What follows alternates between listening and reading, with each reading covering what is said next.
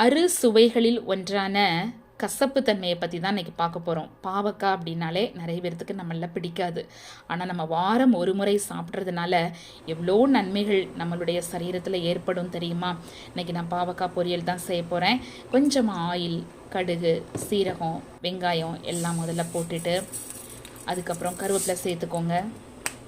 இந்த பாவக்காய் நம்ம சாப்பிட்றதுனால நாக்கு பூச்சிகளெல்லாம் வெளியேறும் அப்படின்னு சொல்லுவாங்க.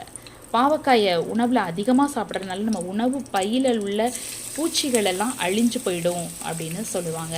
இன்னும் அது மாத்திரம் இல்லைங்க, பாவக்காய் சாப்பிட்றதுனால ஏராளமான நோய்கள் எல்லாம் குணமாகுமா. இது பசியை அதிகமாக தூண்டக்கூடிய ஒன்றாக இருக்கிறது. இன்றைக்கி நான் இதெல்லாம் கலந்துக்கிட்டு வெள்ளைப்பூடு கொஞ்சம் தட்டி, ஒரு 4 பல் வெள்ளைப்பூடு நான் தட்டி எடுத்துக்கிட்டேன். அதுக்கப்புறமா அந்த வெங்காயம் லைட்டாக ப்ரௌன் ஆனதுக்கப்புறம் நீங்கள் வெட்டி வச்சுருக்கிற இந்த பாவக்காயை கலந்து கொள்ளுங்கள்.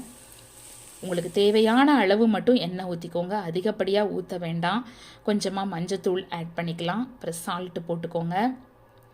உங்களுடைய காரத்தன்மைக்கு ஏற்ப நான் இதில் இன்றைக்கி வரமிளகாயோ பச்சை மிளகாயோ நான் சேர்க்கலை, சில்லி பவுட்ரு தான் நான் சேர்த்துருக்குறேன். நான் உங்களுக்கு எது பிரியமோ அதை நீங்கள் சேர்த்துக்கோங்க. நான் வெள்ளைப்பூடு செதைச்சதை இப்போ சேர்த்துக்கிட்டேன். இப்போ நல்லா மிக்ஸ் பண்ணிக்குவோம். நம்ம இதை நல்லா மிக்ஸ் பண்ணிவிட்டு கொஞ்சமாக ஒரு கால்வாசி வெந்ததுக்கப்புறமா நான் என்ன பண்ணேன்னா சில்லி பவுட்ரு ஆட் பண்ணிக்கிட்டேன். பாருங்கள், இதில் சில்லி பவுட்ரு ஆட் பண்ணியிருக்கிறேன். சால்ட் ஆட் பண்ண மறந்துடாதீங்க.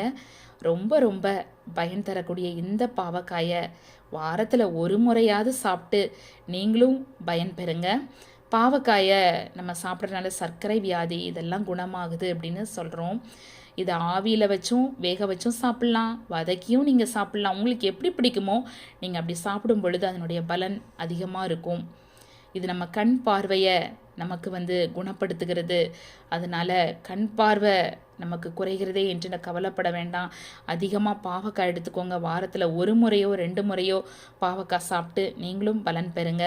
இந்த வீடியோ உங்களுக்கு பிடிச்சிருந்ததுன்னா நீங்கள் லைக் பண்ணுங்கள், ஷேர் பண்ணுங்கள், கமெண்ட் பண்ணுங்கள். தேங்க்யூ.